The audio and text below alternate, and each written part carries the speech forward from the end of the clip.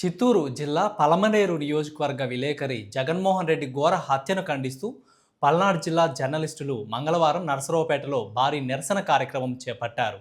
ABN ఆంధ్రజ్యోతిలో గత 20 ఏళ్లుగా నిబద్ధతతో పనిచేస్తున్న జగన్మోహన్ రెడ్డిని నియోజకవర్గంలోని అక్రమాలను వెలుగులోకి తెచ్చారన్న కక్షతో కిరాతకంగా హత్య చేయడాన్ని జర్నలిస్టు సంఘాలు తీవ్రంగా ఖండించి జిల్లా కలెక్టరేట్ మరియు ఎస్పీ కార్యాలయం వద్ద జర్నలిస్టులు నిరసన వ్యక్తం చేసి వినతి పత్రాలు సమర్పించారు.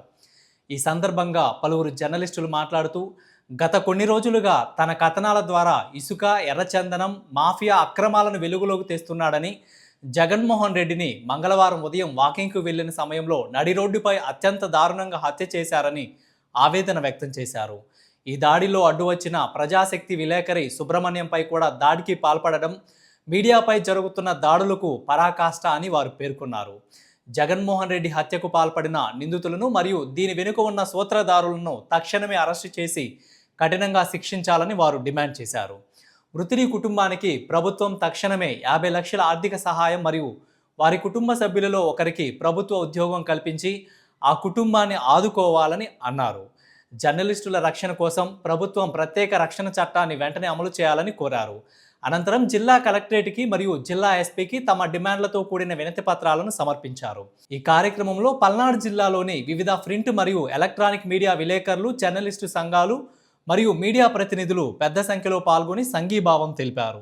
బాధాకరమైన అంశం, విచారించదగ్గ అంశం.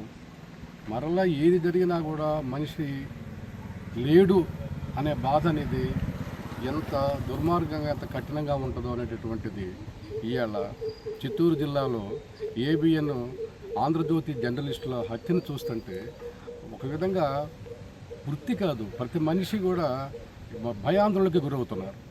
జర్నలిస్టులు అనేటటువంటి వ్యక్తులు కేవలం కడుపు కోటి కోసము ఒక ఉద్యోగం మాత్రమే చేయటానికే వచ్చారు తప్పితే వాళ్ళు ఏదో వ్యక్తిగతంగా ఏదో మన మాఫియాలు చేయడానికో మరొకటి చేయడానికో రాలేదు.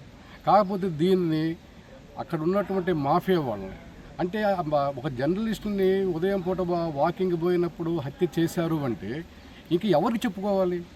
ఈ ప్రభుత్వాలు ఎంత అభివృద్ధి తీసుకువచ్చినా, ఎంత సంక్షేమాలు చేసినా, యుద్ధాన్ని, ప్రపంచ యుద్ధాన్ని ఆపినా, చంద్రమండలాలు పోయి ఎవరి కోసం ఇవన్నీ? ఒక మనిషి ప్రాణం కోసమే కదా. అలాంటి ప్రాణాన్ని నడి రోడ్డు మీద పార్క్కి మన వాకింగ్ చేస్తున్నప్పుడు చంపారు అని అంటే అది ఒక దుస్సాకరమైనటువంటి హత్యగా భావిస్తున్నాం. దీన్ని మేము టోటల్గా పల్నాడు జిల్లా ప్రెస్ క్లబ్ నుంచి, ఆంధ్రప్రదేశ్ వర్కింగ్ జర్నలిస్ట్ ఫెడరేషన్ నుంచి, అదేవిధంగా ఏపీడబ్ల్యూజే నుంచి వివిధ సంఘాల జర్నలిస్టులు అందరం ఐక్యంగా దీన్ని తీవ్రంగా ఖండిస్తూ వాళ్ళకి జిల్లా కలెక్టర్ గారికి, పల్నాడు జిల్లా ఎస్పీ గారికి మెమోరాండం ఇవ్వడం జరిగింది.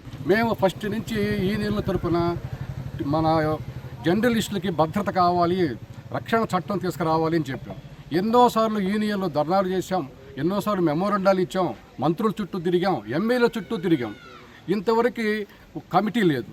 తెల్లవారుజామున చిత్తూరు జిల్లా పలమనేరు నియోజకవర్గం వీకోటకు చెందినటువంటి ఆంధ్రజ్యోతి విలేకరి జగన్మోహన్ రెడ్డిని వాకింగ్ చేస్తున్న సమయంలో అత్యంత పాశవికంగా గంధపు చెట్లను స్మగ్లింగ్ చేసే స్మగ్లర్లు కత్తులతో నరికి చంపడం జరిగిందండి. ఈ హత్యాకాండను ఖండిస్తూ నర్సరావుపేట నుండి పల్నాడు జిల్లా ప్రెస్ క్లబ్, ఏపీయూడబ్ల్యూజే, ఏపీయూడబ్ల్యూఎఫ్తో పాటు జర్నలిస్టు మిత్రులతో అందరం కలిసి గౌరవ జిల్లా కలెక్టర్ గారికి, గౌరవ జిల్లా ఎస్పీ గారి కార్యాలయాల్లో రిప్రజెంటేషన్ ఇవ్వడం జరిగింది.